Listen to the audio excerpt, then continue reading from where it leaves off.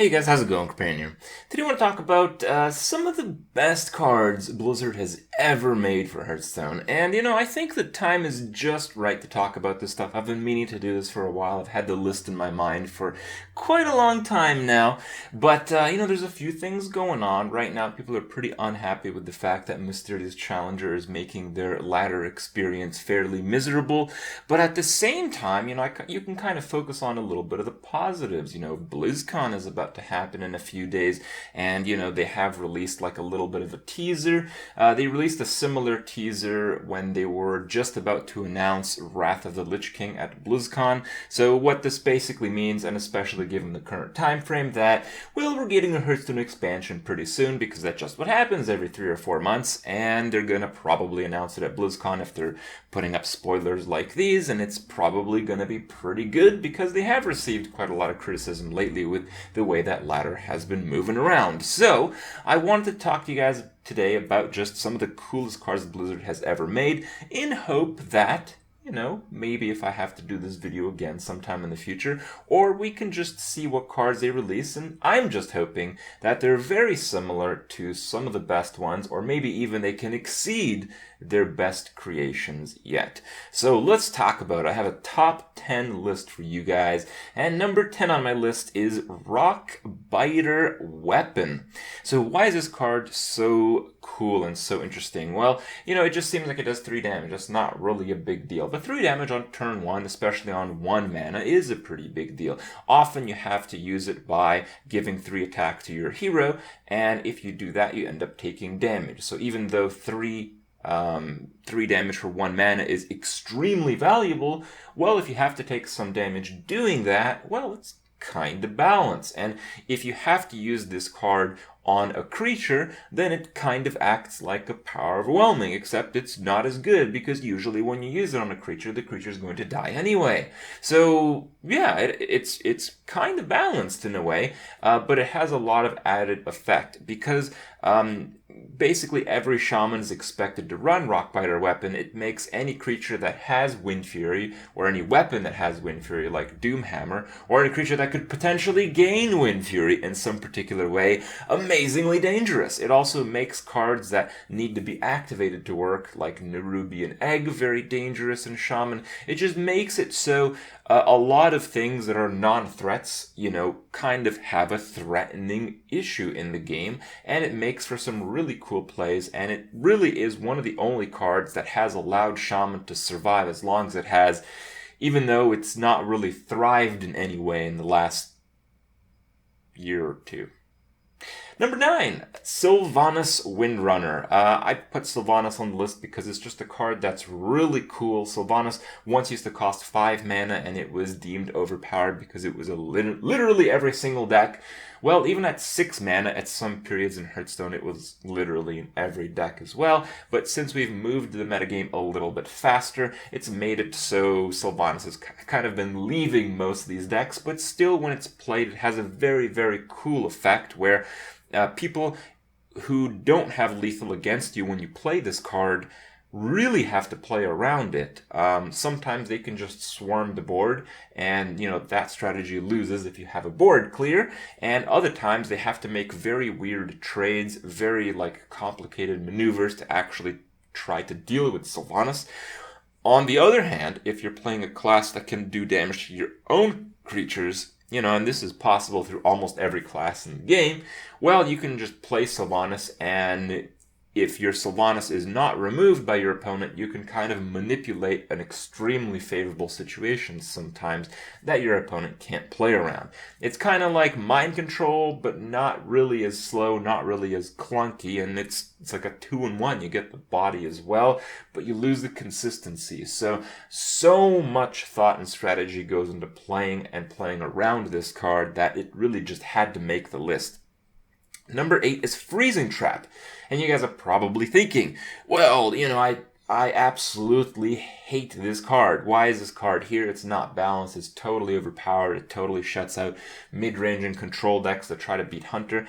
Well, all that is kind of true. That's not really an issue with Freezing Trap as much of an issue as it is with Mad Scientist. Mad Scientist makes Freezing Trap ridiculously overpowered, but that's because really Mad Scientist is ridiculously overpowered. If Mad Scientist didn't exist, well, you'd be hard-pressed to put Freeze Trap in any Hunter deck. But as long as Mad Scientist, gets to roll around in the Hearthstones, well, you have the problem of really any mediocre secret being overpowered in a lot of situations. So, Freeze Trap just in a vacuum by itself is a really cool card. The best comparison is really probably to Sap. They both cost 2 mana, they both remove a threat. Freeze Trap makes it so you can play in advanced. Freeze Trap makes it so the threat costs more if it has to be played again. But with Sap, it's more effective if you want to remove a taunt to push for lethal. It's more effective if your opponent has a lot of minions and you really need to target a specific one. Often you won't be able to do that with Freezing Trap. So really, if you compare it to Sap, Freezing Trap is actually less powerful than Sap. But Freezing Trap makes it so your opponent has to play in a very specific way, and you actually have to counterplay that very specific way. So there are some minions that have very powerful battle cries that you actually can't ignore, because if they trigger twice, then you have a big problem. But in other cases, people just have big creatures on the board and they're threatened by Freeze Trap so much that they really won't attack with those creatures. If you had any trap on the board, just the idea that it might be Freeze Trap makes it so it changes the game so dramatically in such a complex and strategic way. That's why it makes the list. Number 7 is Murloc Knight. Murloc Knight has been my favorite card in TGT so far. It just makes it so, all the other Murlocs kind of get pushed away because they're not sticky enough, they're not really good enough. But Murloc Knight just makes use of all those cards. If you're going to have cards that you're not going to play, you might as well consistently trigger them and create them through some other means. And this is just the absolute best way to do it. You got a card that when you play it on turn 4 isn't disastrously bad. It's pretty bad, but it's not disastrously bad. It's really a good enough attack, 4 health, 4-drop minion. Slightly below standard, but still okay. And in the late game, especially against decks that don't have much removal and have basically no board control in some stages of the game, Murloc Knight becomes a win condition. So you have a pretty early game, mid-rangey card that can actually act as an even stronger than like 7, 8, or 9 drop in some situations, if you get a little bit lucky. Lord Jaraxxus, of course, has to make the list. There's been, a few attempts at changing up your hero powers, changing up your heroes, but really none have come close to Lord Jaraxxus. Lord Jaraxxus is just like the end-all, be-all of that type of card. But, it's not overpowered. Jaraxxus has situations where it is really powerful, but, when you play Lord Jaraxxus, you basically threaten that your opponent can just kill yourself, because the turn that you play it, even if you heal for a lot, often just isn't good enough with how aggressive and how much you need to actually do in one turn on that much mana to actually turn the game around. Lord Jaraxxus often just isn't good enough. You need to usually have creatures already on the board, and you need to have your opponent's board already cleared. And Lord Jaraxxus usually often secures the win. It often doesn't develop a win condition, but it's really imbalanced if you're in a winning condition and you play Lord Jaraxxus. But if you're winning on like turn 9, you kind of, you deserve it. So it gets the balance that way. It has some really interesting effect with Sacrificial Pact, especially now that some people are actually still playing Nefarian. So Lord Jaraxxus creates one of those like ridiculously epic moments. There's some situations where you can play multiple Lord Jaraxxus and get like multiple attacks of your weapon each turn. There's just like the best emotes ever. There's so much thought went into this card, and the fact that it's still played to this date really means it's just one of the most awesome creations ever made. Number 5, we have Doomsayer, and that might be a little bit of a surprise to you guys, but Doomsayer is an extremely unique card. It affects cards like Piloted Treader. With Piloted Treader and Doomsayer being in a game, you kind of have an alternate, recovery condition where you can kill off a Piloted Treader. Doomsayer actually counters Sylvanas in some situations. If you can kill their Sylvanas, Doomsayer counters popular cards like Mirror Entity. If you play Doomsayer into Mirror Entity, they actually can't react to you clearing the board. Even if it gets silenced, another bigger thing, another more important thing later in the game won't get silenced.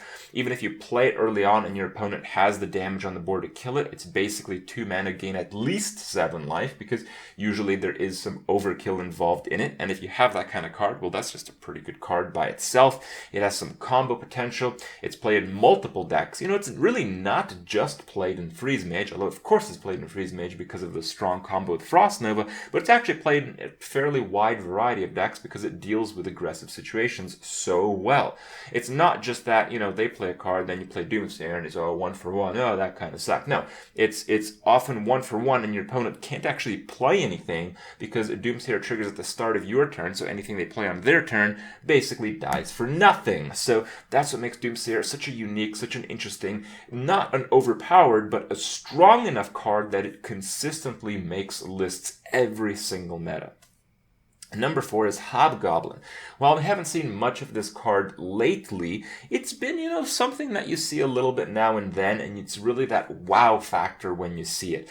It makes it so you basically have to make a deck entirely around this card, but it's really not powerful enough. So it's just a cool card. It's just a type of deck that you can run. It makes most cards that are often pretty bad or lackluster very, very good ones. It makes it so you can play an aggressive deck and actually have a tempo late game turn by saving up all those early drops.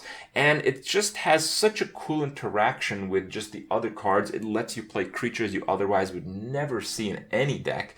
And it makes such strong use out of it that really it's just a slightly tier below the current aggressive decks. And, if those get changed a little bit, maybe we'll see some Hobgoblin. You guys will really see just how much fun it is to play with, and in a lot of cases, against this card.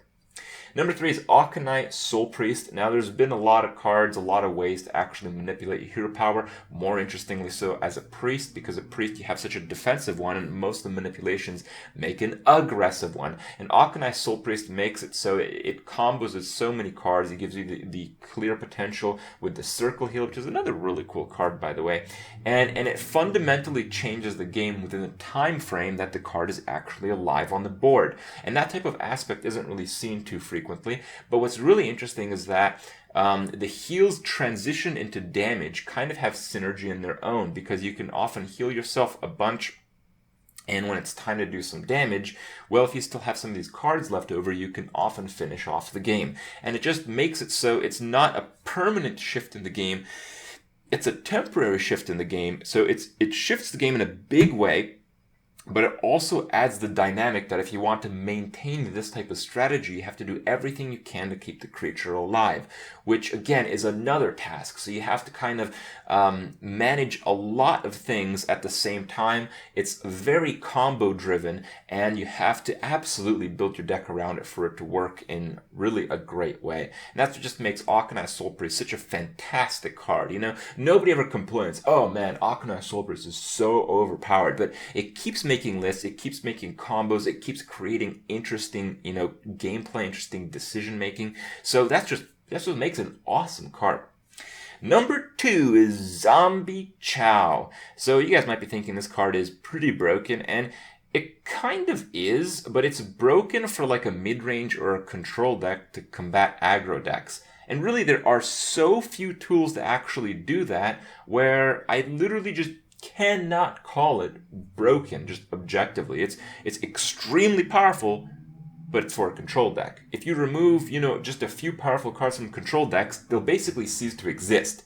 If you remove a bunch of things from aggressive decks, they'll just be different aggressive decks. So that's why I don't think it's actually overpowered in just the broader range of what's going on in the game. So why is Zombie Chow different than a lot of other early game cards? Well, it has to do with the fact that a lot of the decks that are very aggressive, they absolutely cannot draw dead at any point in the game. So, if an aggressive deck gets a Zombie Chow on turn 1, that's fantastic. They'll probably end up winning the game. Often it'll be as good as something like a Leper Gnome, because in the early game you're really just going for face damage and your opponent's just desperately trying to clear everything.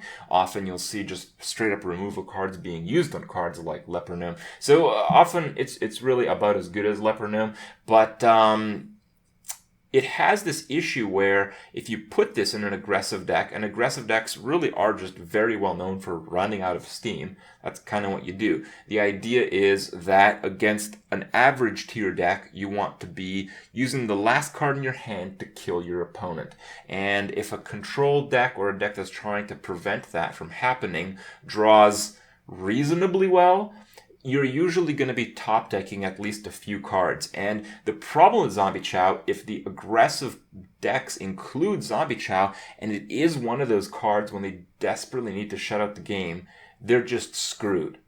So it basically, the heal death rattle effect makes it so Zombie Chow is restricted to only mid and late game style decks. And that's really been one of the big things. When Blizzard has tried to introduce tools to combat aggro decks, it's usually the aggro decks that actually benefit from these tools more so than the control decks. And when you have such a huge outlier like Zombie Chow, well, that's great. And that's what we need more of. And number one on the list, my favorite, I think that one of the best design cards ever, probably the best design card ever in Hearthstone, is Loatheb. Loatheb has, the best dynamic in the game. There's a lot of other card games that have actions on your opponent's turn, so you can actually, counteract a lot of the stuff they're about to play. Hearthstone has literally none of that, but it has cards like Loatheb that act in the same way.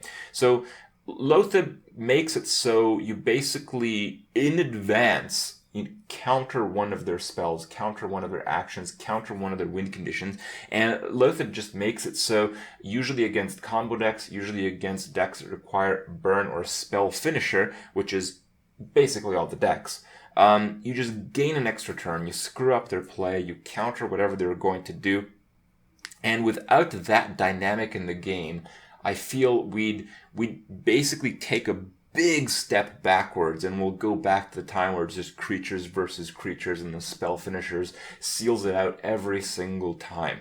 The only complaint I have with Loatheb is that, this effect is only on Loatheb, and Loatheb is a legendary. So, it's that you just need more of this stuff. We need more things that counter your opponent's next turn. So there's actually some counterplay. So, let's say there was a Loatheb for minions and you had a problem dealing with Mysterious Challenger Paladins. Well, you would play that into their turn 6 so they couldn't Mysterious Challenger you. And when it comes to decks that rely on ridiculously powerful cards to be played on specific turns, if you can delay that by just one turn, you'll actually win a considerably larger amount of those games. So that's where we're at.